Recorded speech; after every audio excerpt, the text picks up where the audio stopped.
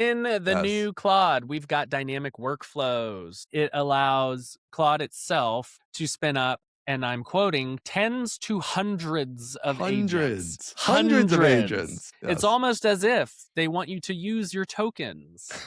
Huh. I want you to It's use your tokens. almost as Yeah. if they're Mhm. incentivized.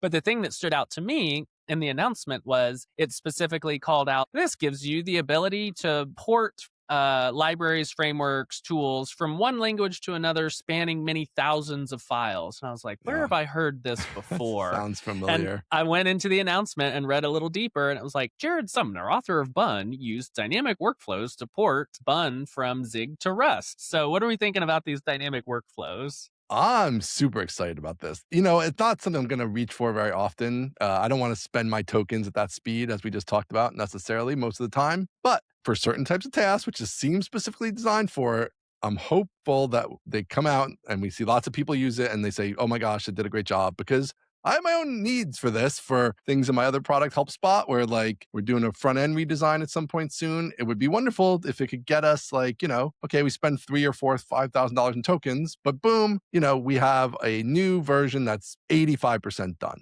And then You we are can the tweak it from ideal there. customer because you just said we Just give it spend to me. 3 or 4 or $5,000 in tokens. That's Yeah, but if it saves insane. you a month of work, right? That's all the crappy work too, all those things, right? Like Yeah. change your framework over, change your front end over. Like this is all you're sending some poor slob in there for 2 months to go and look at every file and convert it. It's a terrible job. If I could just point it at this thing, probably with a pretty robust spec and it goes off and does it, that's worth thousands of It dollars for sure. feels like all the labs are moving up in the orchestration layers. Historically, they had the model, then they add the harness, and now the harnesses are getting more and more powers to decide, let's spin up 100 agents, or let's use the computer, or whatever. And so it does feel like a little bit of an arms race in the harness layer. Obviously, the models continue to get better, but I saw somebody recently say that it's not just about the model anymore. It is about the harness.